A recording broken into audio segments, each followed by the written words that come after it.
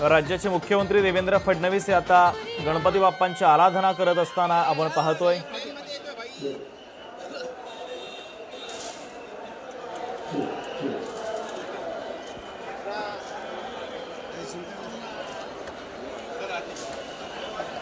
थोड़ा पार्टी है 360